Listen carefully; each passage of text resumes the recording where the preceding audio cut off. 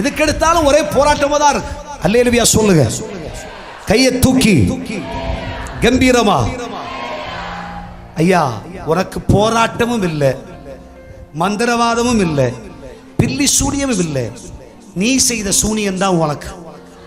கர்த்தருக்கு ஒரு கைத்தட்டு கொடு. நீ உனக்கே சூனியம் செஞ்சது சும்மா இருக்கு. பாட வேண்டிய இடத்துல பாடல, ஜெபிக்க வேண்டியதுல ஜெபிக்கல, ஆராதிக்க வேண்டியது ஆராதிக்கல, கொடுக்க வேண்டியதை கொடுக்கல. கர்த்தர் சமூகத்தில் நீ சரியா இல்லை, அதனால கர்த்தரும் சும்மா இருக்கார். கையை தூக்கி அல்லேலூயா சொல்லு. அப்படி செய்தும் அவர் சும்மா இருக்காருன்னு சொன்னா நீ இன்னைக்கே கேஸை ஃபைல் பண்ணு. கர்த்தருக்கு ஒரு கைத்தட்டு கொடு. 24 hours முன்னாடி அது பெஞ்சுக்கு வரும். கர்த்தருக்கு ஒரு கைத்தட்டு கொடு. 24 hours முன்னாடி கிராஸ், 24 hours முன்னாடி ஆர்குமெண்ட், 24 hours முன்னாடி ஜட்ஜ்மென்ட்.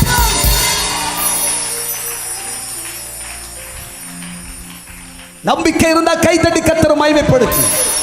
24 hours முடியுமா? அவருக்கு நினைப்பூட்டி சொல்ல தயாரா?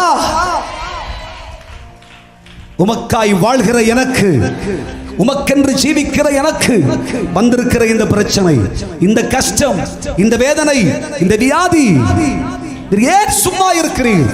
சுகத்தை தாரும், எனக்காய் போராடும், எனக்காய் யுத்தம் செய்யும், எனக்காய் கிரியை செய்யும், என் கடனை மாற்றும், என் பிரச்சனையை மாற்றும், என் குடும்பத்தில் அற்புதம் செய்யும்.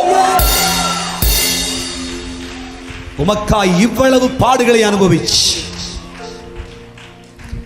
ஒவ்வொரு வாரமும் ஞாயிற்றுக்கிழமை ஆராதனைக்கு வரும் பொழுது குறையாம 100 கிலோமீட்டர் 150 கிலோமீட்டர் பிரயாணம் பண்ணி ஆராதனை செய்கிறேன். அல்லேலூயா. கர்த்தர் பாப்பார், ஓஹோ அப்படியா, நீ என் செல்லடா. கர்த்தருக்கு ஒரு கைத்தட்டு கொடுங்க. உனக்கு செய்யாம யாருக்கு செய்யடா? கர்த்தருக்கு ஒரு கைத்தட்டு கொடுங்க. உடனே உடனே உடனே உடனே உன் சரித்திரத்தையே கர்த்தர் மாற்றி அமைப்பார்.